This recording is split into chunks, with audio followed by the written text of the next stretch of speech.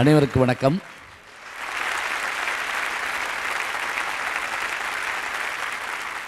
புது யுகம், புதிதாக தொடங்குகின்ற இந்த அற்புதமான பேச்சரங்கம் நிகழ்வு யாவரும் கேளீர். 2000 ஆண்டுகளுக்கு முன்பாக கணியன் பூங்குன்றன் என்கின்ற அந்த அற்புதமான தமிழ் புலவன் சொன்ன வார்த்தை யாதும் ஊரே யாவரும் கேளீர். அது குரில். அதை அப்படியே எடுத்து கேளீர் என்று கேளுங்கள் என்ற பொருளில் சொல்லியிருக்கிறோம். நீங்களும் கேட்க வேண்டும், நானும் கேட்க வேண்டும் என்பதற்காக இந்த அருமையான பேச்சரங்கம் இந்த அற்புதமான மணப்பாறை நகரிலே அமைந்திருக்கின்ற இந்த நகரத்தினுடைய பெருமைகளில் ஒன்றாகிய குறிஞ்சி பொறியியல் கல்லூரியிலே பூக்கத் தொடங்கியிருக்கிறது. மணவை நகருக்கு என்ன சிறப்பு என்றால், சிலப்பதிகாரத்திலே பூம்புகாரில் இருந்து புறப்பட்ட கோவலனும் கண்ணகியும் மதுரைக்கு செல்வதற்கான வழி எது என்பதை அறிந்து கொள்வதற்கு வருகிறார்கள். உடன் கவுந்தியடிகள் வருகிறார். இன்றைக்கி மாதிரி ஜிபிஆர்எஸ் இருந்தால் எங்கே வேணாலும் போயிடலாம். வெளிநாடுகளில் அவங்கவுங்க வீட்டுக்கே ஜிபிஆர்எஸை வச்சு தான் போகிறாங்க. எங்கள் வீடு அப்படிங்கிறாங்க, அது கூட்டிகிட்டு போகுது. வழிகாட்டுகிற கருவிகள் இன்றைக்கு இருக்குது. அது மட்டும் இல்லை, எல்லா சாலைகளும் அதுக்கு தெரியுது. மேலேருந்து ஒருத்தர் எல்லாத்தையும் பார்த்துக்கிட்டு இருப்பான்னு சொல்கிறோம்ல, சேட்டலைட் தான், வேற ஒன்றும் இல்லை. அது மாதிரி அந்த உலகம் அது. கோவலன் கண்ணகி கவுந்தியடிகள் வந்தபோது மாங்காட்டு மறையோன் என்கின்ற ஒரு அந்தணன் அவன் திருவரங்கத்திற்கும் திருமலைக்கும் செல்வதற்காக வருகிற போது அவர்களை சந்திக்கிறான். அப்படி சந்தித்த போது மதுரைக்கு செல்வதற்கு 3 வழிகள் இருக்கிறது. அதிலே ஒரு வழி இந்த மணப்பாறை வழியாக செல்லலாம் என்கின்ற முறையை அவன் எடுத்து காட்டுவதாக சிலப்பதிகாரத்தில் பார்க்கிறோம். 2000 வருஷம் ஆச்சு. 2000 வருஷம் ஞாபகம் வச்சுக்கோங்க. போன வாரம் நடந்தது மறந்து போயிடுது. அந்த புகழ்பெற்ற அந்த ஊர் இன்றைக்கும் அதே புகழோடு திகழ்கிறது என்றால் கல்வியால், மணவை முஸ்தபா போன்ற நல்லறிஞர்களால், மற்றும் இருக்கிற பெருமக்களால் இந்த மணவை மிகச்சிறந்த உயர்ந்த இடத்தை அடைந்திருக்கிறது. இந்த நல்ல அரங்கத்தை புதுயுகம் தொலைக்காட்சி குறிஞ்சியிலே தொடங்க வேண்டும் என்ற எண்ணத்தோடு குறிஞ்சி, முல்லை, மருதம், நெய்தல், பாலை என்று நிலத்தை பிரித்தவர்கள் நம்முடைய தமிழர்கள். 5ஆக பிரித்தார்கள். காற்றுக்கு பேர் வைத்தவர்கள் தமிழர்கள். வடக்கே இருந்து வீசினால் வாடை, தெற்கே இருந்து வீசினால் தென்றல், கிழக்கே இருந்து வீசினால் கொண்டல், மேற்கே இருந்து வீசினால் கோடை என்று காற்றுக்கு பேர் வைத்தவர்கள். நிலம் 5, காற்று 4, திசை 4, தமிழ் 3 என்றார்கள். இயல், இசை, நாடகம். வாழ்க்கை அகம் புறம் என்று 2ஆக்கினார்கள். ஒழுக்கத்தை மட்டும் ஒன்றாக மாற்றினார்கள். ஒழுக்கம் குறைந்தால் அவர்கள் கல்வியால் எந்த பயனுமில்லை, செல்வத்தால் எந்த பயனுமில்லை என்பதை சொன்னவர்கள் நம்முடைய தமிழர்கள். அந்த வகையிலே குறிஞ்சி பொறியியல் கல்லூரியுடைய நல்லரங்கத்திலே இந்த பேச்சரங்கம் தொடங்குகிறது. இதனை நிகழ்த்தி காட்டிய பெருமை யாருக்கு உண்டு என்று சொன்னால் நம்முடைய அண்ணா சிங்காரவேல் அவர்கள். அருமையான பேச்சரங்கம் தொடங்குகிறது. எதிலே நமக்கு பெரிய உயர்வு கிடைக்கும் என்று கேட்டு, அது அதிர்ஷ்டத்தினாலா, உழைப்பினாலா, அறிவினாலா என்று ஒரு 3 செய்தியை இங்கே எடுத்து சொல்லி, அந்த 3க்கும் 14 பேர் இங்கே வந்திருக்கிறார்கள். 2 அணி, 7 பேர். எப்போவுமே நமக்கு ரொம்ப பிடிச்ச விஷயம்னா, யாராவது சண்டை ஓட்டால் நமக்கு ரொம்ப பிடிக்கும். நம்ம போடக்கூடாது. ஒருத்தர் சொல்லணும், இன்னொருத்தர் மறுக்கணும். அதுபோல் மிகச்சிறந்த வல்லுநர்கள், எக்ஸ்பர்ட்ஸ் கமிட்டி அப்படிமோ, வல்லுனர் கருத்து. கிரிக்கெட் விளையாண்டுட்டு இருக்க சொல்லுவாங்கள்ல, உடனே காட்டுவாங்க. அது மாதிரி 3 பெருமக்கள் இங்கே வருகிறார்கள். வணக்கத்திற்குரிய பேராசிரியர் கமலக்கண்ணன் அவர்கள், நல்ல பேச்சாளர் சேலத்திலிருந்து வருகின்றிருக்கிறார்கள் டாக்டர் தேவி அவர்கள். அதே போல் வணக்கத்திற்குரிய ராம்கோவினுடைய மிகச்சிறந்த பொறுப்பாளர் ஐயா ராஜப்பா அவர்கள். 3 பேர் வந்திருக்கிறார்கள். இவர்கள் இது எப்படி நிகழப்போகுதுன்னு நீங்கள் பார்க்க போகிறீங்க. ஏன்னா பேச்சுக்காக இப்படி உட்கார்ந்துருக்கோம்னு நீங்கள் நினைக்கப்படாது. பேச்சு தான் மற்ற உயிரினங்களிலிருந்து நம்மை பிரித்து காட்டுவது. எவ்வளவுதான் நினைச்சாலும் மற்ற உயிரினத்துக்கு இந்த வாய்ப்பு கிடையாது. நாம் இதை பயன்படுத்துகிறோம். ஆனால் இந்த தலைமுறை முழுவதும் செல்லுலேயே பேசுகிறோம். அதான் பிரச்சனையாக இருக்குது. எதுத்தாப்புல ஆள் வந்தால் கூட எதுக்கு நீ வாட்ஸ்அப்பில் வா பார்ப்போம் அப்படிங்கிறோம். முந்தையெல்லாம் நீ எங்கே இருக்க, அவர் எங்கே இருக்காருன்னு கேட்பாங்க. இப்போ நீ ஃபேஸ்புக்கில் இருக்கியா, வாட்ஸ்அப்பில் இருக்கியா, உயிரோடு இருக்கியா அப்படின்னு ஒரு கேள்வி கேட்டுக்கிறாங்க. ஏன்னா இதெல்லாம் இருந்தால் தான் அவர்களுக்கு மரியாதைன்னு நினைக்கிறாங்க. பேச்சு என்பது அத்தனை வல்லமை மிகுந்தது. அந்த பெருமை மிகுந்த அந்த பேச்சரங்கத்தில் முதன்முறையாக, இது அவர்களுக்கு மட்டும் இல்லை, எனக்கே இது முதன்முறை தான். நான் பாட்டுக்கு உட்கார்ந்து தான் பேசிக்கிட்டு இருந்தேன். நடுவரா, உங்களுக்கு வயசாயிருச்சு, இனிமேல் உட்கார வேண்டாம் அப்படி நிற்க வச்சுட்டாங்க. பாருங்கள் வித்தியாசம் எப்படி இருக்குங்க. ரொம்ப பேர் நின்று பிறகு வயசானா உட்காருவாங்க. எனக்கு அது மாறுதலாக இருக்கிறது. இந்த பேச்சரங்கத்தில் முதன்முறையாக இவர்களோடு சேர்ந்து இவர்களுக்கு ஈடு கொடுத்து நானும் பேச பழகணும். ஏன்னா எந்த புதுமை வந்தாலும் அதில் தன்னை இணைத்து கொள்கிறவனே வெற்றி பெறுவான். ஞாபகம் வச்சுக்கோங்க. புதுயுகம் தொலைக்காட்சிக்கு இந்த பேச்சரங்கத்தோடு உள்ளே காலெடுத்து வைக்கிறோம். குறிஞ்சி மலர்கள் நமக்கு வரவேற்பு தருகின்றன. இதோ பேச்சாளர்கள் பேசத் தொடங்குகிறார்கள். எது சமுதாயத்திலே பெரிய உயர்வை தருவது? அதிர்ஷ்டமா, உழைப்பா, அறிவா? இனி பேச்சாளர் கையில் இந்த அரங்கம் தொடர்கிறது. நீங்கள் எப்போதும் போல இதே மகிழ்ச்சியோட கைதட்டலோடு உட்கார்ந்துருக்கணும். இப்போது தொடங்குகிறது இந்த அற்புதமான பேச்சரங்கம். யாவரும் கேளிர். இந்த அரங்கத்தை அன்போடு தொடங்கி வைக்கிறேன். இப்போது பேச்சாளர்கள்.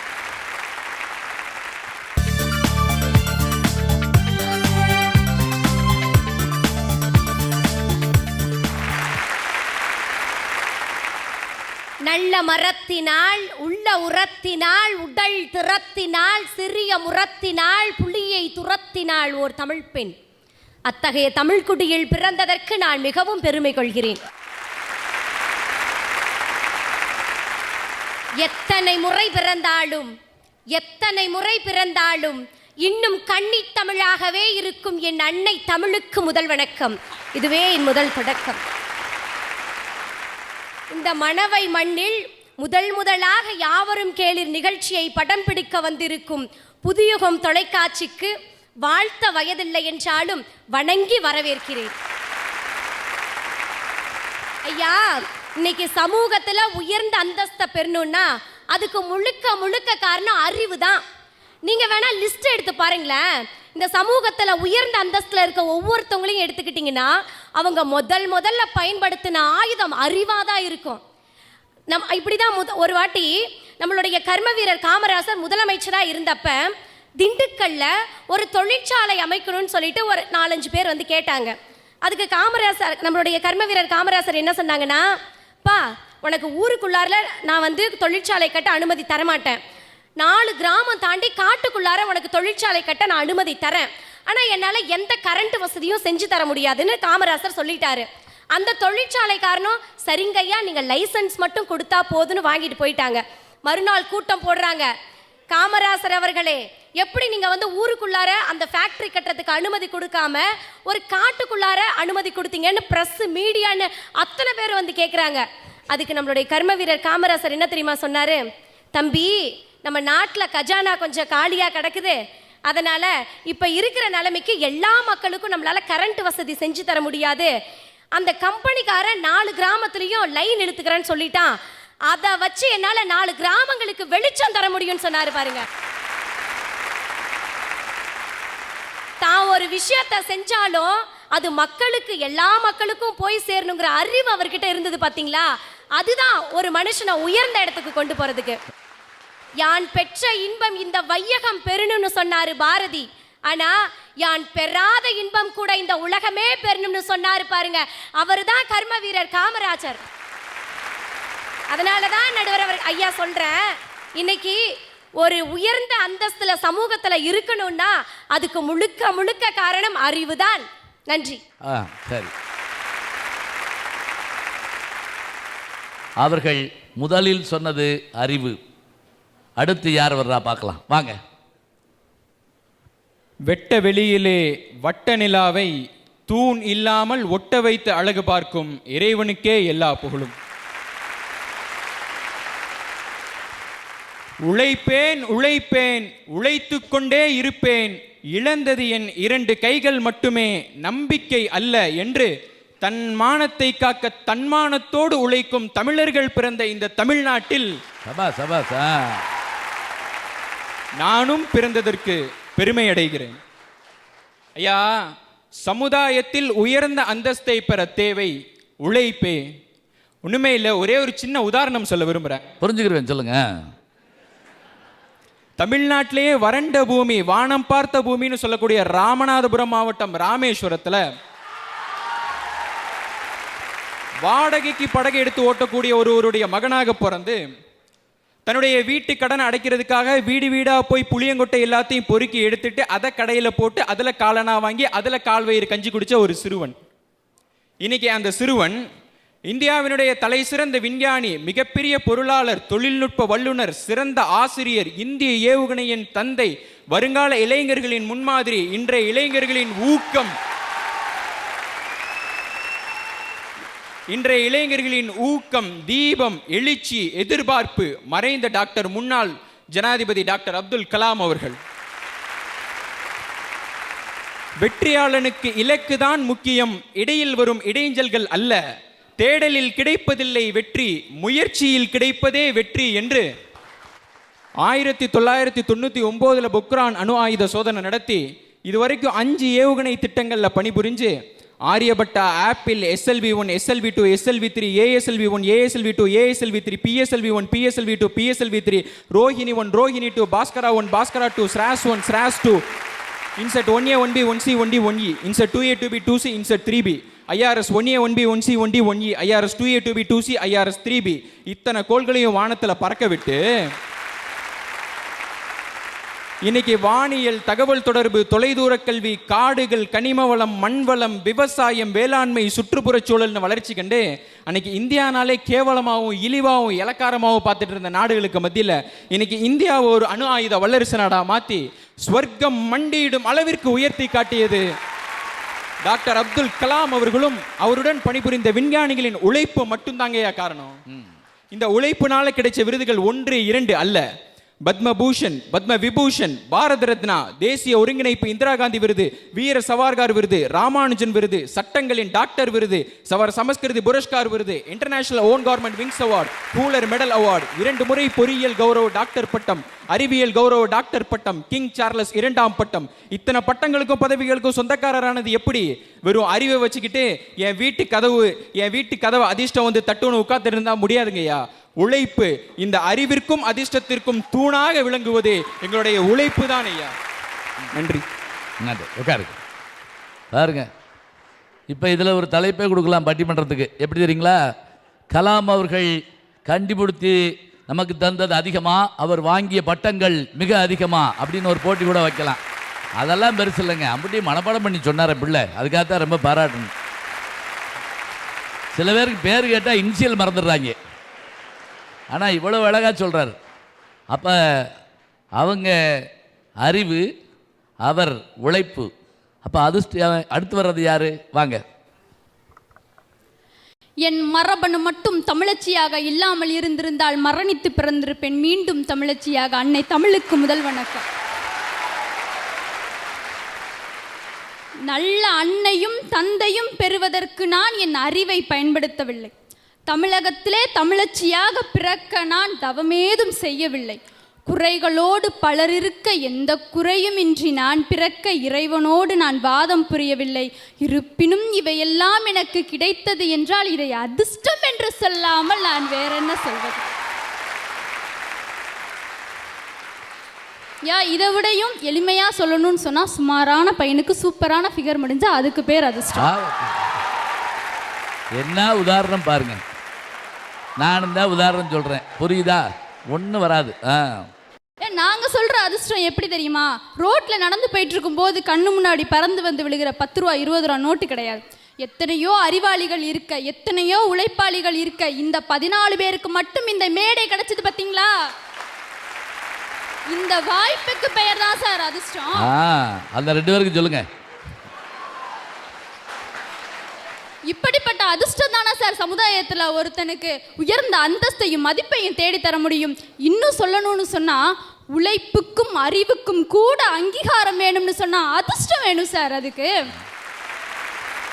படித்தவன் பாடம் நடத்த அதிர்ஷ்டசாலி பள்ளிக்கூடத்தையே நடத்திட்டு இருக்கா சார். இப்படிப்பட்ட அதிர்ஷ்டம் இருந்தா மட்டும்தான் கண்டிப்பா சமுதாயத்துல உயர்ந்த அந்தஸ்தை பெற முடியும். நன்றி. பிரமாதம். ரொம்ப சுலபமாக சொல்லிட்டாங்க. பில்கேட்ஸ் ஒரு தடவை சொன்னார், படிக்கிறப்ப நான் கோல்டு மெடல் வாங்கினதே இல்லை. பில்கேட்ஸ் உலக கோடீஸ்வரன். படிக்கிறப்ப நான் கோல்டு மெடல் வாங்கினதே இல்லை. ஆனால் கோல்டு மெடல் வாங்கினவன் பிறகு என்கிட்ட வேலை பார்க்குறாங்க. இது அவர் அதிர்ஷ்டம்னு சொன்னாரா உழைப்புன்னு சொன்னாரா அதெல்லாம் அப்புறம் பார்த்துக்கிடுவோம்.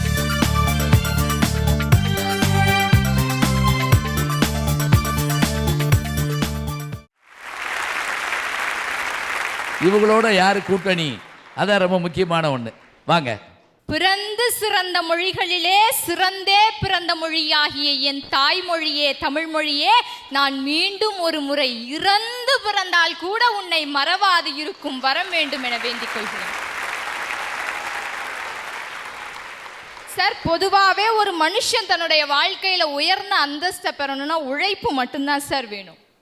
உழைத்து வாழ வேண்டும், பிறர் உழைப்பில் வாழ்ந்திடாதேன்ற ஒரு தாரக மந்திரத்தை வச்சுட்டு உழைப்பால உயர்ந்தவங்க எத்தனையோ பேரை நம்ம இன்னைக்கு எடுத்துக்காட்டா சொல்லலாம். சார், இந்த சமுதாயத்திலேயே இந்த உலகத்திலேயே ரொம்ப புனிதமான விஷயம், அழகான விஷயம், மகிழ்ச்சியான விஷயம்னா நீங்க என்ன சார் நினைக்கிறீங்க? நீங்களே சொல்லிருங்க. ஏன்னா அது எப்படியா இருந்தாலும் இல்லைன்னு தான் சொல்ல போறீங்க. இது எதுக்கு? நீங்க என்ன நினைக்கிறீங்கன்னு எனக்கு தெரியல சார். நான் காதல்னு நினைக்கிறேன் சார். சார், இன்னைக்கு இளைஞர்கள் கிட்ட பாருங்க, இது அவங்க சொன்னா தான் நல்லா இருக்குமா, நான் சொன்னா நல்லா இருக்குமா? சார், இன்னைக்கு இளைஞர்கள் கிட்ட காதல் எப்படி தெரியுமா சார் இருக்கு? ரெண்டு மனுஷனும் மோதிக்கிட்டான்னா சின்ன சண்டை நடக்குது சார். ரெண்டு ஊரும் மோதிக்கிச்சுன்னா சின்ன கலவரம் நடக்குது சார். ரெண்டு நாடும் மோதிக்கிச்சுன்னா பெரிய போரே நடக்குது சார். ஆனா ரெண்டு கண்ணும் மட்டும் மோதிக்கும் பாருங்க சார். அல்ல, அப்புறம் தான் கலவரமே ஆரம்பிக்குது. காதல் வரும் சார். அப்படிப்பட்ட காதலுக்கு என்ன முக்கியம் நீங்க நினைக்கிறீங்க? ஒரு பையன், நான் அறிவாளியா இருக்கேன், உங்ககிட்ட ஒரு 500 காதல் கவிதையோ 1000 காதல் கவிதையோ சொல்றேன், என்ன கல்யாணம் பண்ணிக்கோன்னு சொன்னா என்ன மாதிரி அழகான பொண்ணுங்க கல்யாணம் பண்ணிக்குவோமா? ஆமாங்கிறாங்க. ஆமா. இல்ல, என்கிட்ட ப்ரப்போஸ் பண்ண உடனே வாடா செல்லம் கல்யாணம் பண்ணிக்கலான்னு கூட்டிட்டு போயிட்டா அவனுக்கு அதிர்ஷ்டம் ஒர்க் அவுட் ஆயிடுச்சுன்னு அர்த்தமா, இல்ல நான் தான் மூளை இல்லாதவன் அர்த்தமா? உழைக்கணும் சார். பாப்பா மெதுவா பேசுமா. இப்படி பேசுனா முதல்ல எவன் கிட்ட வருவேன், முதல்ல யோசிச்சு பாருங்க. உழைக்கணும் சார். அப்படி மெதுவா. 2 வருஷம் 3 வருஷம் 4 வருஷம். ஏன்னா சில பேர் பாக்ஸ் கிட்ட உட்காந்துங்க, கிழிஞ்சு போகும் காது அப்படியே.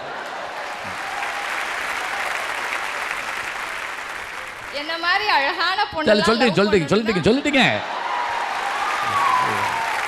என்ன ரொம்ப இருக்கு இதெல்லாம் ஞாபக சக்தி இல்லைன்னா என்ன யோசிச்சு பாருங்க. நான் 2 வருஷம் 3 வருஷம் 4 வருஷம் எங்கெங்கெல்லாம் போறனோ, என் பின்னாடியே வரணும், நான் என்னென்னலாம் கேட்கறனோ அதெல்லாம் வாங்கி தரணும்னா உழைப்பு இருந்தா தானே சார் முடியும் அவனுக்கு. ஆக ஒரு மனுஷனுக்கு காதல்லையே உழைப்பு தான் வெற்றி தருதுன்னா இந்த மனுஷன் சமுதாயத்துல வெற்றி பெற உழைப்பு தானே சார் வேணும். போதுங்க, இதுக்கு மேல என்ன வேணும்? சார், இன்னைக்கு அமெரிக்கால இருக்கிற பென்டகனை வழி நடத்துறதுக்கு 1000 இந்திய இளைஞர்கள் தேவைன்னு ஒபாமா இந்தியாவை நோக்கி ஓடி வராருன்னு சொன்னா அமெரிக்கா நாட்டில் இருக்க இளைஞர்களுக்கு அறிவு இல்லைன்னு அர்த்தமா, இல்ல அமெரிக்கா நாட்டுக்கே அதிர்ஷ்டம் இல்லாம போயிடுச்சுன்னு அர்த்தமா? இந்திய இளைஞர்கள் கிட்ட மட்டும்தான் முழுக்க உழைப்பு இருக்குன்னு அர்த்தம் சார். அதனாலதான் சார் நான் சொல்றேன், ஒரு மனுஷன் சமூகத்துல உயர்ந்த அந்தஸ்தை பெறணும்னா உழைப்பு மட்டும்தான் சார் வேணும். ரொம்ப உங்களுக்கே புரியுற மாதிரியான விஷயங்கள். அவங்க சட்டுன்னு காதலை கையில் எடுத்தோடனே என்ன முகம் வளர்ச்சிங்கிறீங்க. அது வரைக்கும் நான் திருக்குறள் சொல்கிறேன், சிலப்பதிகாரம் சொல்கிறேன், பாவம் அவரு அப்படின்ட்டு நீங்கள் வேடக்கு உட்காந்துருக்குறீங்க. அவங்க அழகாக கேட்குறாங்க, உழைப்புக்கான அணியில் இன்னொருத்தவங்க சேர்ந்துட்டாங்க. உழைப்பதனால்தான் அத்தனை பெருமை இருக்குது அப்படிங்கிறதுக்கு இன்றைக்கி அமெரிக்காவே கதிகலங்கிற அளவுக்கு நம்ம ஆள் தான் இருக்கிறாங்க. அதனால தான் 50 வருஷத்துக்கு முதல்ல சாப்பாடு விட்டுற அமெரிக்க தாய் சொல்வாளாம், ஒழுங்காக சாப்பிடு, இல்லைன்னா இந்தியா மாதிரி ஏழை நாட்டிலேருந்து ஒரு பிள்ளை வந்து உன் சாப்பாட்டை பிடிங்கிடும் 50 வருஷத்துக்கு முதல்ல.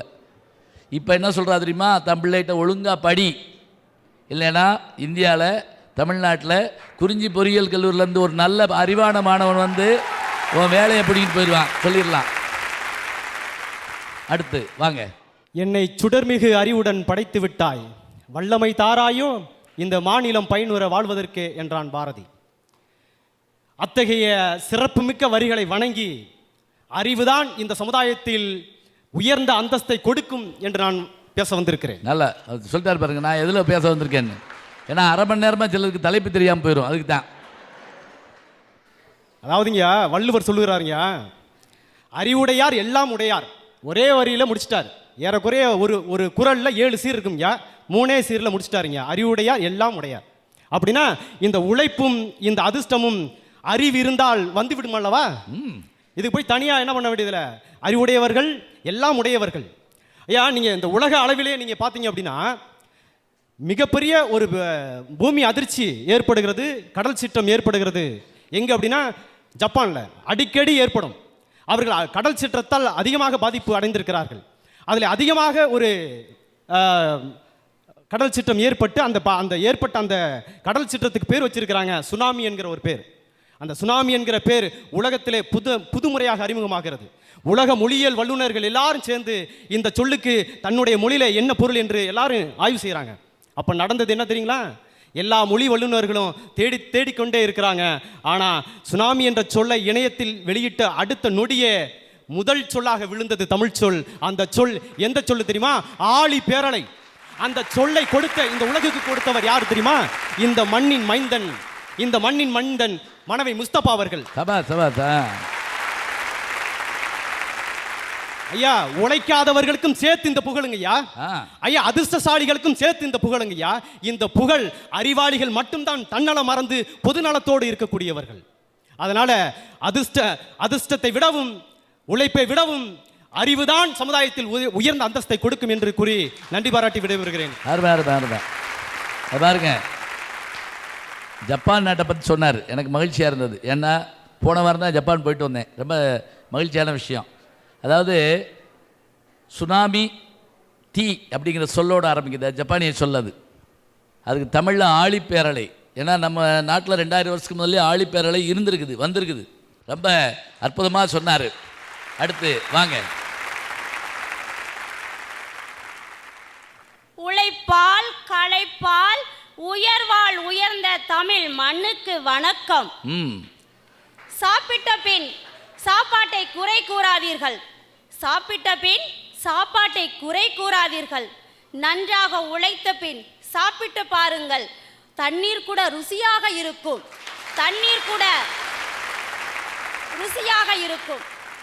உழைப்பு என்பது ஆணிவேர், அறிவு அதிர்ஷ்டம் என்பது சல்லிவேர். ஆணிவேர் இல்லை என்றால் மரம் சாய்ந்து விடும். சல்லிவேர் இல்லை என்றாலும் மரம் சாயாது.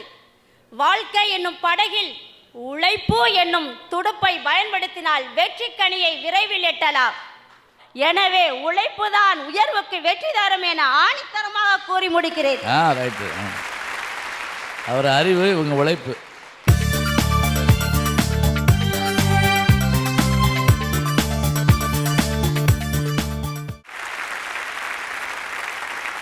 அடுத்து வாங்க. வள்ளுவன் வாக்கினிலே பிறந்து கம்பன் கைகளிலே தவழ்ந்து கண்ணதாசனின் காதலியாய் விண்ணுக்குள் மலையாய் மண்ணுக்குள் நீராய் எனக்குள் நீயாய் உனக்குள் நானாய் நமக்குள் நாமாய் வித்தாக பிறந்திட்ட சத்தான என் தமிழுக்கு என்னுடைய கரம் சிரம் தாழ்த்திய முத்தான முதற்கோடி வணக்கங்க. ஐயா, படித்தவன் அறிவாளி, உழைச்சவன் உழைப்பாளி. ஆனா இது ரெண்டுமே செய்யாம எல்லாத்தையுமே அனுபவிக்கிறான் பாத்தீங்களா? அவன் தான் அதிர்ஷ்டசாலி. அவனுக்கு படிப்பும் கிடையாது, அவனுக்கு அறிவும் கிடையாது. ஆனா அப்படி காரில் போறான். அவனை பார்த்தா அவன் கூட ஒரு நாயும் போகுது. அது அதை காட்டில் ஆச்சரியம். வாய்ப்பு கிடைக்கிற வரைக்கும் எந்த உழைப்பும் அறிவும் வெளியில தெரியாதுங்க ஐயா. ஆனா அதிர்ஷ்டங்கிற கதவு தட்டுன உடனே நீங்க எவ்வளோ உழைச்சிருக்கீங்க, எவ்வளோ அறிவும் அந்த இடத்துல தான் ஐயா தெரியும். அதனால தான் சொல்றேன், சமுதாயத்தில் உயர்ந்த அந்தஸ்தை பெறணும்னா என்னுடைய அதிர்ஷ்டம் வேணுங்க ஐயா அப்படின்னு சொல்லி வாய்ப்பு அளித்த அனைத்து நல்லுள்ளங்களுக்கும் நன்றி பாராட்டி விடைபெறுகிறேன். அப்பாடா 7 பேர் அவங்களுடைய கருத்தை சொல்லிட்டாங்க. இந்த பக்கம் ஒரு 7 பேர் அப்படியே கொதிக்கிற ஒலை மாதிரி உட்காந்துருக்காங்க. அவங்கள சும்மா விட்டுறலாமா? நீங்கள் ஆரம்பிங்க. என் தமிழன்னையே, நீ என் நாவினில் நாட்டியமாடாவிட்டால் என் நாவிருந்தும் பயனுண்டோ? ஆகையால் அத்தகு சிறப்பு மிக்க என் தமிழன்னைக்கு முதல் வணக்கம். அவையோர் அனைவருக்கும் மறுவணக்கம். இதுவே என் தொடக்கம். இதில் ஒரு ஆச்சரியம் கேட்டுக்குங்க. டாக்டரேட் முடிச்சவரும் உட்கார்ந்துருக்கிறாரு. நீங்கள் எத்தனாவது படிக்கிறீங்கம்மா? 9ஆம் வகுப்பு. 9ஆம் வகுப்பு படிக்கிறவங்களும் இங்கே வந்திருக்கிறாங்க. அதான் முக்கியம். ஐயா, தொல்காப்பியர் அறிவு 6 அறிவு அழகா பிரிச்சிருப்பாரு. ஓரறிவு, ஈரறிவு, 3 அறிவு, 4 அறிவு, 5 அறிவு, 6 அறிவு. இதுல 6வது அறிவில் அடங்குறவன் தான் மனிதன். இந்த மனிதனுக்கே உரிய ஒரு அறிவு தான் பகுத்தறிவு. ஐயா, ஒரு மனுஷன் ஒரு தப்பு செஞ்சுட்டான், நம்ம அவனை பார்த்து என்ன கேட்போம்? உனக்கு உழைப்பு இருக்கான்னு கேட்போமா? இல்ல உனக்கு அதிர்ஷ்டம் இல்லையான்னு கேட்போமா? கிடையாது. உனக்கு அறிவு இல்லைன்னு தானே கேட்போம். அப்போ ஒரு மனுஷனை பகுத்து அறிய வைக்கிறதே அந்த அறிவு தான்றப்ப இந்த சமூகத்துல உயர்ந்த அந்தஸ்து அடையறதுக்கும் அந்த அறிவு மட்டும்தானங்க தேவையா இருக்க முடியும். ஐயா, இந்தியாவில் உயர்ந்தது இமயம் மட்டுமல்ல, இந்தியனின் இசையும் தான். இந்த கூற்றிற்கு ஒரு மிகச்சிறந்த எடுத்துக்காட்டா இசை புயல் AR ரஹ்மான் அவர்கள் எடுத்துக்கலாம். அவர் இன்னைக்கு தன்னோட அறிவால ஒரு பாட்டுக்கு மெட்டு போடவும் மெட்டுக்கு பாட்டு போடவும் ஒரு சிச்சுவேஷனை கொடுத்தா அந்த சிச்சுவேஷனுக்கு என்ன லிரிக் எழுதலாம், என்ன மியூசிக் எழுதலாம், எப்படிப்பட்ட சாங் கிரியேட் பண்ணலான்னு தன்னோட அறிவால யோசிக்கிறாரே, அவர் இன்னைக்கு சமூகத்துல மிகப்பெரிய அந்தஸ்து அடையலையா? அதனாலதான் சொல்றேன், இந்த சமூகத்துல ஒரு மனுஷன் உயர்ந்த அந்தஸ்தை பெறணும்னா அவனுக்கு அறிவு மட்டும்தான் வேணும்னு சொல்றேன். நன்றி நன்றி நன்றி. அழகா சொல்றீங்க. அவங்க அறிவுக்கு சொல்றாங்க பாருங்க. அவர் அந்த ஆஸ்கார் அவார்டு வாங்கிட்டு அவர் சொன்ன ஒரு அழகான வார்த்தைன்னா, எல்லா புகழும் இறைவனுக்கேன்னு அவர் சொன்ன உடனே அவர் என்ன மொழியில் சொன்னார்னா உலகமே எதிர்பார்த்துச்சு. அது நம் தமிழ் மொழின்னொடனே நமக்கு அது ஒரு பெரிய பெருமையாக இருந்தது. அடுத்து வாங்க. பொய்க்கு எப்போதும் முரசடித்தே பழக்கம், உண்மை எப்போதும் புல்லாங்குழல் வாசிப்பதே வழக்கம். மணவை மக்களுக்கே என்னுடைய முதல் வணக்கம். உழவுக்கும் தொழிலுக்கும் வந்தனை செய்வோம், தினமுண்டு கலித்திருப்போரை நிந்தனை செய்வோம். நாம் பாரதி. பொதுவா எல்லாரோட திருநாளையுமே கொண்டாட்டம் இருக்கும். ஆனா தமிழனோட திருநாள்ல மட்டும் தாங்க உழைப்பின் மகத்துவம் இருக்கு. உழைக்கிற ஒவ்வொன்னையும் அளவுக்கு அதிகமா மதிச்சவன் தமிழன். அதனாலதான் விவசாயத்துக்கு உதவுற மாட்டுக்கும் தனியா மாட்டு பொங்கல்னு வச்சு உழைப்பின் அடையாளத்தை கொடுத்த ஒரே பெருமை தமிழனை மட்டுமே உடையது. எடிசன் மின்விளக்க கண்டுபிடிச்சாரு, எத்தனை தடவை தோத்தாரு. அந்த விஷயத்தெல்லாம் தாண்டி மூளை வளர்ச்சி இல்லாம 3 மாசம் மட்டும் ஸ்கூலுக்கு போன மனுஷனால வெறும் 4 மணி நேர தூக்கமும் ஓயாத உழைப்பும் தானங்க 1300 கருவிகளை கண்டுபிடிச்சு உலக வரலாற்றில் அதிக கருவிகளை கண்டுபிடித்த விஞ்ஞானின்ற உயர்ந்த அந்தஸ்தையும் மக்கள் விஞ்ஞானின்ற பட்டத்தையும் பெற முடிஞ்சு. அதனால தாங்க சொல்றேன், சமுதாயத்துல உயர்ந்த அந்தஸ்தை பெறணும்னா உழைப்பு மட்டும்தான் வேணும். அருமையா இருக்கு.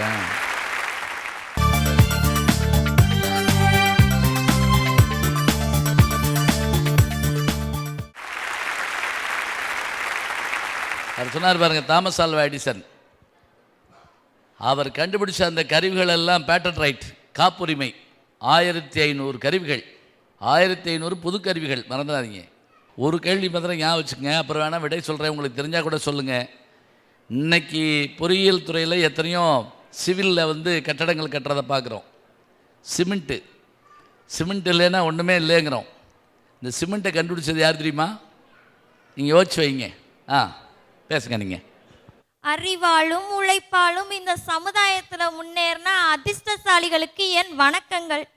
அப்பா அம்மா கஷ்டப்பட்டு ஸ்கூலுக்கு டொனேஷன் கட்டி எல்கேஜிலேருந்து 10வது வரைக்கும் ஃபெயில் ஆகாமல் படித்து நல்ல கட் ஆஃப் எடுக்கணும். ஃபிசிக்ஸ்க்கோ டியூஷன், மேக்ஸ்க்கோ டியூஷன், கெமிஸ்ட்ரிக்கோ டியூஷன், ரோடோட அலைஞ்சு பப்ளிக் எக்ஸாமில் பாஸ் ஆகும். நைட்லாம் ஃப்ளாஸ்கில் டீ வச்சு படித்து காலையில் அலாரம் வச்சு படித்தா அதில் வாங்குற மார்க் பத்தாம டிஎன்பிஎஸ்சி எக்ஸாமுக்கு வேறு தனியாக 2 மாதம் படித்தா அதில் வாங்குற கட் ஆஃப் யூஸ்லெஸ்ஸாக போய் அம்மா நகை ஆடமான வச்சு காலேஜில் சீட்டு வாங்கி காலேஜ் ஃபஸ்ட் இயர்லேருந்து லாஸ்ட் இயர் வரைக்கும் வச்ச அரியரை லாஸ்ட் இயரை கிளியர் பண்ணி இந்த சொசைட்டிக்குள் நுழைஞ்ச வேலையில்லா பட்டதாரிகள் பலர் இருக்கிற வேலையில்லா பட்டதாரிகள் பலர் இருக்கிற இந்த சமுதாயத்துல அறிவும் உழைப்பும் இருந்தா போதுன்னு சொல்றீங்களே, இது நியாயமாயா? இதில் நீங்கள் என்ன சொன்னது புரிஞ்சோ இல்லையா? அரியட்ஸ்ன்னு சொன்ன உடனே ஒரு அலை வந்துச்சு பாருங்க, அப்படியே அடையா அப்பா. அதான் சொல்லுவாங்க, ஆண்கள்கிட்ட சம்பளம் எவ்வளோன்னு கேட்கக்கூடாது, பெண்கள்கிட்ட வயசு என்னன்னு கேட்கக்கூடாது, ஸ்டூடெண்ட்ஸ்கிட்ட எம்பிட்டு அரியர்ஸு அப்படின்னு கேட்கக்கூடாது. அவங்க கிட்ட அறிவு இல்லையா, உழைப்பு இல்லையா? நல்ல வாய்ப்புங்கிற அதிர்ஷ்டம் தானேயா இல்ல? அறிவு இருந்தா மட்டும் போதுமா, உழைப்பு இருந்தா மட்டும் போதுமா? வாய்ப்பு ஒன்று தேடி வரணும்யா. அதனால தான் சொல்றேன், அதிர்ஷ்டம் வேணும்னு சொல்றேன். நன்றியா. அதிர்ஷ்டங்கிறத அவங்க நல்ல அழகாக சொல்கிறாங்க. அவங்க வாய்ப்பு அப்படிங்கிறாங்க. அந்த வாய்ப்புங்கிற விஷயம் எவ்வளவோ சிரமப்பட்டாலும் சில நேரங்களில் பார்க்குறோம்ல, எங்கேயோ இருக்க வேண்டியவங்க நான் இங்கே இருக்கேன் அப்படின்னு சில பேர் சொல்கிறாங்களே, நமக்கே தோணும் இவ்வளவு திறமைசாலி ஏன் இப்படி இருக்கார் அப்படின்னு சொல்லி.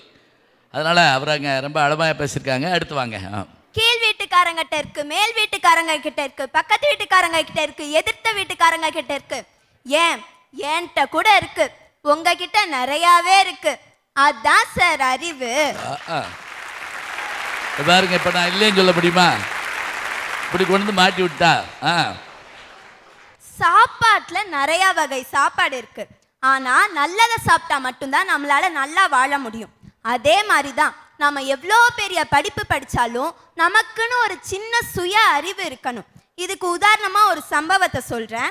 ஒரு கார் கம்பெனி புதுசா ஒரு காரை தயாரிக்கிறாங்க. அந்த காரை ஷோரூமை விட்டு வெளில கொண்டு வரணும்னு நினைக்கிறாங்க. அப்பதான் பாக்குறாங்க அந்த காரோட மேல் தளம் வந்து ஷட்டரை விட ஹைட்டா இருக்கு. என்ன பண்ணலான்னு அந்த காருக்காக உழைச்சவங்க எல்லாரும் சுத்தி நின்று யோசிச்சுட்டு இருக்காங்க. அப்ப அதுல ஒருத்தர் சொல்றாரு, அந்த காரோட 4 டயரையும் எடுத்துட்டு வெளில கொண்டு வந்துட்டு நம்ம புதுசா ஃபிக்ஸ் பண்ணிக்கலாம் அப்படிங்கிறாரு. இன்னொருத்தர் சொல்றாரு, வேணாம் ஷட்டரோட மேல் தளத்தை பேத்து எடுத்துட்டு நம்ம காரை வெளில கொண்டு வந்துட்டு புதுசா ஷட்டர் போட்டுக்கலாம் அப்படின்னாரு. அப்ப அந்த கம்பெனில வேலை செஞ்ச பியூன் ஒருத்தர் அங்க வந்து, சார் நான் ஒரு ஐடியா சொல்லவா சார் அப்படின்னு கேட்டாங்க.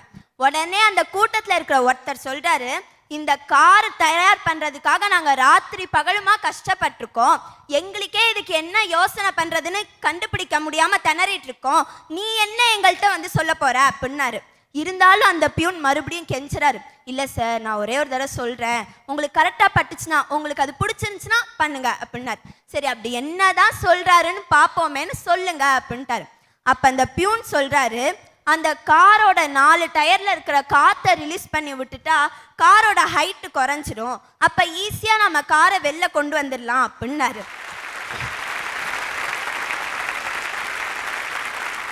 அப்ப அந்த இடத்துல அந்த காருக்காக உழைச்சவங்க யாருக்கும் இந்த யோசனை தோணல. அவரோட சமயோகித புத்திசாலித்தனத்தினாலும் அவரோட அறிவை பயன்படுத்தினால மட்டும்தான் ஈஸியா வெளில கொண்டு வர முடிஞ்சிச்சு.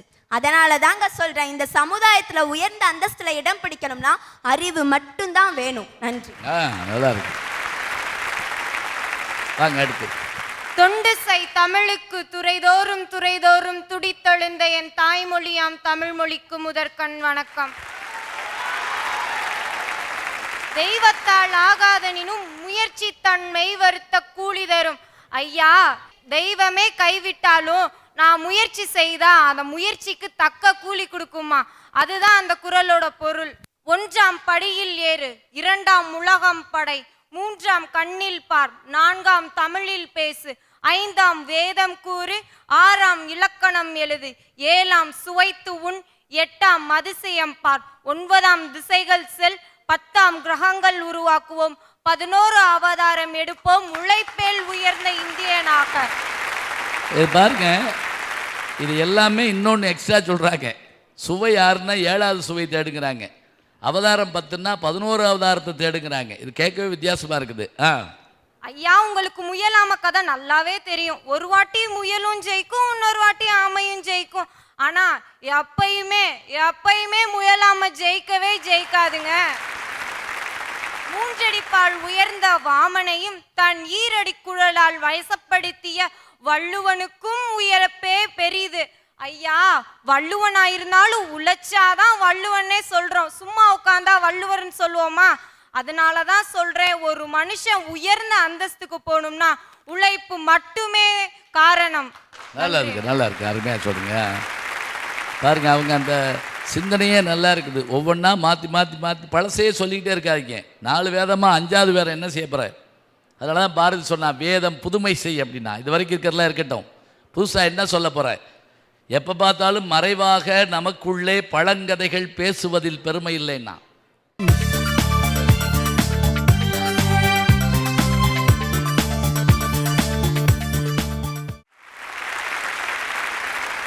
அடுத்தது வாங்க. என்ன சார் தலைப்பு கொடுத்துருக்கீங்க? என்ன சார்? என்ன இல்லை, என்ன சார் தலைப்பு கொடுத்துருக்கீங்க? தெரியாமலே வந்துட்டீங்களா சார்? இந்த நாட்டில் சொகுசு வாழ்க்கையும் சொகுசு கார்லையும் போயிட்டு இருக்கவங்க 90% பேர் அறிவுனாலையும் உழைப்புனாலையும் தான் போயிட்டு இருக்காங்களா? சொல்லுங்க சார் பார்க்கலாம். அறிவு உழைப்பு இருந்தால் ஒரு மனுஷன் நல்ல அந்தஸ்தை பெற முடியுமா? அதிர்ஷ்டம் வேணுங்க. அதிர்ஷ்டம் இருந்தால் தான் இந்த நாட்டில் அந்தஸ்தை பெற முடியும். ஒரு குடுகுடுப்புக்காரன் வர்றான், அவன் வந்த உடனே நல்ல காலம் பறக்குது, நல்ல காலம் பறக்குது, நல்ல காலம் பறக்குது, நல்ல காலம் பறக்குது. இந்த வீட்டில் இருக்கவனுக்கு அறிவு இல்லை, அறிவு வரப்போகுது. இந்த வீட்டில் இருக்கவன் உழைக்கிறது இல்லை, உழைப்பு வரப்போகுதுன்னா சுடுதண்ணியை கொண்டாந்து மூஞ்சில ஊற்றுவானா இல்லையா? அதே குடுகுடுப்புக்காரன் நல்ல காலம் பறக்குது, நல்ல காலம் பறக்குது, இந்த வீட்டுக்கு அதிர்ஷ்டம் வரப்போகுது, அதிர்ஷ்டம் வரப்போகுதுன்னு சொன்னா சுட சுட சோறு கொண்டாந்து போடுவானா இல்லையா?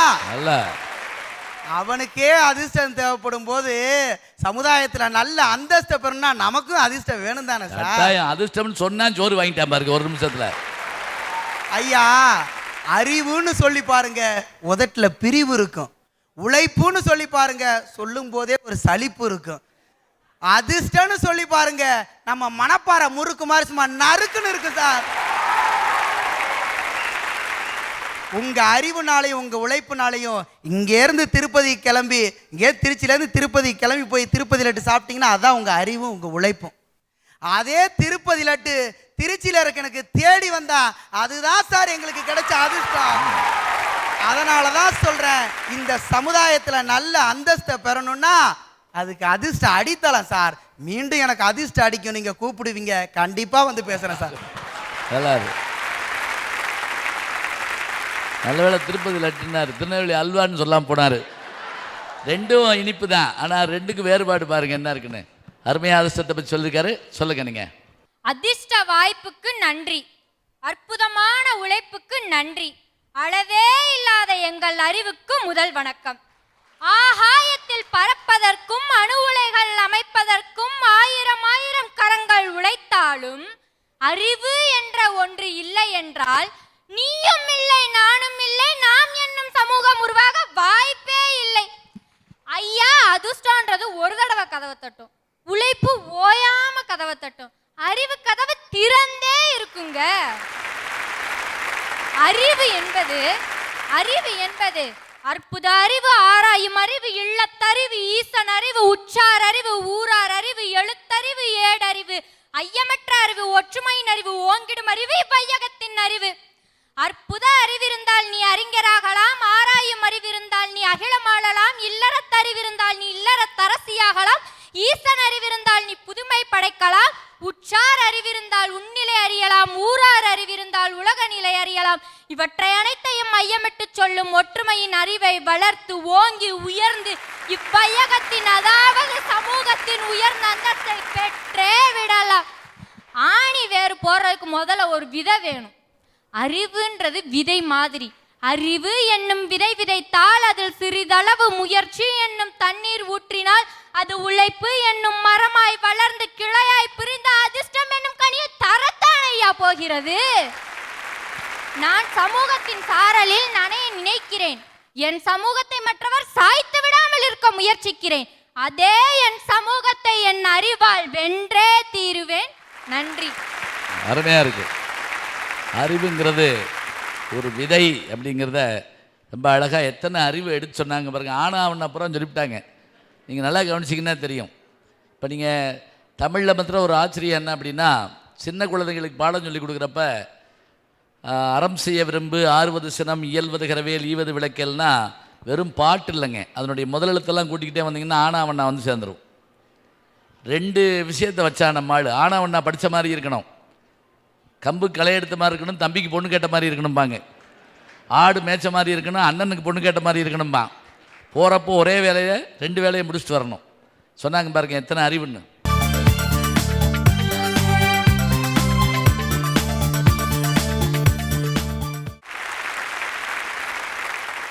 14 பேரும் ரொம்ப அழகாக பேசியிருக்கிறாங்க. இப்போ இந்த 3 பேர் எதுக்கு உட்காந்துருக்கானா அவங்களுக்கு தெரியல, நமக்கும் தெரியல, நம்ம நினைக்கப்படாது. அதனால் இவங்க 3 பேரும் இந்த 3 உருவங்களாகத்தான் இருக்கிறாங்க. அறிவு, அதிர்ஷ்டம், உழைப்பு. வாங்க நீங்கள் உங்கள் கருத்தை சொல்லுங்கள். என்னை இவ்வளவு பெரிய அறிஞர்களுக்கு மத்தியிலே அமர வைத்த என்னுடைய அன்னை தமிழை வணங்கி நான் தொடங்குகிறேன். மணப்பாறை திருச்சி மாவட்டத்தின் அதிர்ஷ்டமில்லாத ஒரு பகுதி. திருச்சி மாவட்டத்தில் எங்கு பார்த்தாலும் காவிரியாரும் அதன் கிளையாறுகளும் பரப்பி ஓடிக்கொண்டிருக்கின்ற காலத்திலே மணப்பாறையில் மட்டும் குடிநீருக்கு எப்பொழுதுமே கஷ்டம் இருந்து கொண்டிருக்கும். மணப்பாறை கல்வி அறிவிலே மிகவும் பின்தங்கிய பகுதி. இங்கே 100-150 அடி தோண்டினால் உப்பு தண்ணீர் தான் வரும். ஆனால் இந்த மணப்பாறையிலே இருக்கின்ற பல வீடுகளிலே பார்த்தீர்கள் என்றால் ஒரு மிகப்பெரிய அடுப்பு இருக்கும். அந்த அடுப்புக்கு பக்கத்திலே மிகப்பெரிய வானொலி சட்டி இருக்கும். வீட்டிலே இருக்கக்கூடிய குழந்தைகளிலே இருந்து பெரியவர்கள் வரை ஒரு நாளைக்கு 12 மணி நேரத்திலே இருந்து 18 மணி நேரம் வரை உழைப்பார்கள். 18 மணி நேரம் உழைத்து மணப்பாறை முறுக்கு என்ற ஒரு அற்புதமான ஒரு பண்டத்தை தயாரித்து அதற்கு உலக புகழை பெற்றிருக்கின்ற உழைக்கும் மக்கள் வாழக்கூடிய மணப்பாறை நகரத்தில் நாம் அதிர்ஷ்டத்தை பற்றியும் நாம் அறிவை பற்றியும் பேசிக்கொண்டிருக்கிறோம். அப்படிங்கிறது தான் ரொம்ப ஆச்சரியமான விஷயம். ஒரே ஒரு செய்தி இந்த இடத்துல பதிவு பண்ணுறேன். எங்களோட ஊரில் ஒரு கதை சொல்லுவாங்க. மகாவிஷ்ணு கையில் ஒரு சங்கு வச்சுக்கிட்டு இருப்பார். அந்த சங்கை எடுத்து அவர் ஊதுனார்னா மழைக்காலம் வந்துடுமா. ஒரு தடவை அவருக்கு இந்த உலகத்தில் இருக்கிற மக்கள் மேலே கோபம் வந்துருச்சு. எங்கே பார்த்தாலும் அதர்மம் தலை தூக்கிடுச்சு. அதனால் 10 வருஷத்துக்கு இந்த பயலுக்கு மழையே பெய்யக்கூடாது அப்படின்னு சொல்லிட்டு அந்த சங்கை எடுத்து அவர் ஒழிச்சு வச்சுட்டாரு. மழையே பெய்யலை. முதல் வருஷம் மழை பெய்யவே இல்லை. ஆனால் ஒரு விவசாயி சும்மா இல்லை, விறுவிறுன்னு தன்னோட ஏரை பூட்டி அந்த கரெக்டான காலம் வந்த உடனே நிலத்தில் உழுது கொண்டிருந்தான். 2வது வருஷம் மழை பெய்யலை, மறுபடியும் உழுது கொண்டிருந்தான், வீணா போயிடுச்சு. 3வது வருஷமும் மழை பெய்யலை, மறுபடியும் விவசாயி மாட்டை பூட்டி உழுது கொண்டிருந்தான். அப்போ நாரதர் அங்கிருந்து அவங்கிட்ட கேட்டாரு, எப்பா எனக்கு நல்லா தெரியும், நான் மகாவிஷ்ணுவை அடிக்கடி பார்க்குறவன், 10 வருஷத்துக்கு மழை பெய்யாது, அவர் சங்க எடுத்து ஒழிச்சு வச்சுட்டாரு, அதனால நீ உழுகிறது வேஸ்ட்டுப்பா, ஏன்பா நீ உழப்போற அப்படின்னு கேட்டாரு. அதற்கு அந்த விவசாயி சொன்னான், மகாவிஷ்ணு வேணா அவரோட கடமையாகிய சங்கை எடுத்து ஊதுறதை அவர் மறந்துட்டு இருக்கலாம், ஆனால் என்னுடைய கடமையாகிய இந்த உழைப்பு இருக்கு இல்லையா, அதை நான் ஒரு தடவை செய்யாமல் விட்டுட்டேன்னா எனக்கு மறந்து போயிடும் அப்படின்னு சொன்னான். இதை மேலே இருந்து கேட்டுக்கிட்டு இருந்த மகாவிஷ்ணு என்ன தெரியுமா பண்ணாரு, 3 வருஷம் உழாம இருந்தாலே உழைப்பு மறந்துவிடும் என்று சொல்லக்கூடிய விவசாயி இருக்கிற ஊர்ல 10 வருஷம் ஊதாம இருந்துட்டேன்னா எனக்கு ஊதுறது மறந்து போயிடுச்சுன்னா என்னடா பண்றதுன்னு சொல்லிட்டு உடனடியாக சங்கை எடுத்து ஊதுனாராம். 3வது வருஷமே மும்மாறி பொழிஞ்சுதான். எனவே இறைவனுக்கு கூட உழைப்பை கற்றுக் கொடுத்தவன் ஒரு சாதாரண உழைப்பாளி. எனவே உழைப்பவரே உயர்ந்தவர்கள் என்ற கருத்தை முதல் சுற்றுல பதிவு. நல்லா எதுவும் மறந்துடக்கூடாதுங்கிறது தான் முக்கியம். இந்த கொஸ்டின் பேப்பரை வாங்கினோடனே சிலவருக்கு அப்படியே கண் கலங்கும், ஃபெயிலு அப்படிங்கிறது. அதில் போய் ரீவேல்யூஷனுக்கு படம் கட்டுவாங்க சில பேர், ரொம்ப அக்கிரமம். அதெல்லாம் ரொம்ப அழகாக சொன்னாங்க, எதுவும் மறந்துடக்கூடாதுன்னாங்க. அடுத்து பேராசிரியர் அவர்கள் வாங்க.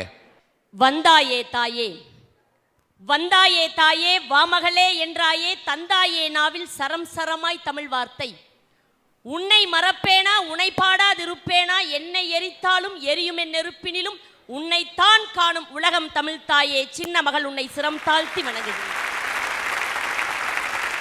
காதோடும் கருத்தோடும் வந்திருக்கிற அன்பார்ந்த நேயர்களே, புதியதோர் உலகம் படைக்க காத்திருக்கிற புதியுக தொலைக்காட்சியை பார்த்து கொண்டிருக்கின்ற நேயர்களே, உங்கள் அனைவரையும் வணங்கி மகிழ்கிறேன். ஐயா, யாவரும் கேளீர்னு தலைப்பு கொடுத்துருக்கீங்க. இந்த தலைப்பை எழுதியவர் யாருன்னா கணியன் பூங்குன்றனார். உலகத்தின் வரைபடத்தை, உலகத்தின் மிகப்பெரிய வரைபடத்தை தன் ஒரே வாக்கியத்தினால் இந்த உலகத்திற்கு கொடுத்த மிகப்பெரிய அறிவாளி தான் கணியன் பூங்குன்றனார். அதைத்தான் இன்றைக்கு நாம் தலைப்பாகவே வச்சிருக்கோம். அந்த அறிவுதான் ஐநா சபையின் வாசலில் கூட யாதும் ஊரே யாவரும் கேளீர்னு எழுத வச்சிருக்கு. நீங்க இன்னொன்னு, அறிவுக்கு என்ன பெயர் தெரியுங்களா? இவங்க எல்லாம் சொன்னாங்க அதிர்ஷ்டம் அதிர்ஷ்டம் அதிர்ஷ்டம்னு. அதிர்ஷ்டத்துக்கு ஏன் தெரியுமா அதிர்ஷ்டம்னு பேரு? அது இஷ்டத்துக்கு வரும், அது இஷ்டத்துக்கு போகும், அதனாலதான் அதுக்கு அதிர்ஷ்டம்னே பேர். அறிவு அப்படி இல்லை. அறிவுக்கு இன்னொரு பெயர் இருக்கு, என்ன தெரியுங்களா? மதி. அறிவுக்கு இன்னொரு பெயர் என்ன? மதி. ஏன் அதற்கு மதின்னு பேர் தெரியுமா? அறிவுடையவனை மதி, மரியாதை கொடு, மதிப்பு கொடு என்பதனால் அதற்கு மதின்னு பெயர். அறிவு அவ்வளவு உயர்வானது. நீங்க என்னமோ உழைப்பு உழைப்புன்னு பேசுனீங்க. ஒன்றை ஞாபகம் வைத்துக் கொள்ளுங்கள். மிக அழகாக நம் பெரியவர்கள் சொன்னார்கள், தொண்டு செய்து பழுத்த பழம் தூய தாடி மார்பில் விழும், மண்டை சுரைப்பை உலகு தொழும், மனக்குகையில் சிறுத்தை எழும் என்று சொன்ன ஈரோட்டு சிங்கம் எங்கள் தன்மான தங்கம் பெரியார் இருக்கிறாரே, அவர்கிட்ட போய் கேட்டாங்க, ஐயா நீங்க பேச்சாளரா இல்ல எழுத்தாளரா என்று கேட்டார்கள். பெரியார் சொன்னார், நான் பேச்சாளரும் இல்லை எழுத்தாளரும் இல்லை சிந்தனையாளன் என்று சொன்னார். உலகத்தையே புரட்டி போடுகின்ற நெம்புகோல் அறிவுதாயா. அது பாருங்க, அதனால தான் கார்ல் மார்க்ஸ் பற்றி சொல்றப்ப அவர் இறந்துட்டாருன்னு சொல்லலையாம், சிந்திப்பதை நிறுத்தி கொண்டார் அப்படிங்கிறாங்க. அது வரைக்கும் அவர் சிந்திச்சிருக்கிறார். இப்போ நம்ம ஊரில் செத்து போனதை பல வகையில் சொல்லுவாங்க. வாயை பிளந்துட்டாரு, சாப்பாடு வேணான்ட்டாரு, மவுத் ஆகிட்டாரு, டெத் ஆகிட்டாரு, என்னென்னமோ சொல்லுவோம். சிந்திப்பதை நிறுத்தி கொண்டார். எவ்வளோ அழகான வார்த்தை. கமலக்கண்ணன் அவர்கள். அவையோர் அனைவருக்கும் வணக்கம். நல்ல மனைவி அமைவதும் நல்ல பேச்சாளருக்கு ஒரு மைக் அமைவதும் ஒரு அதிர்ஷ்டங்கய்யா.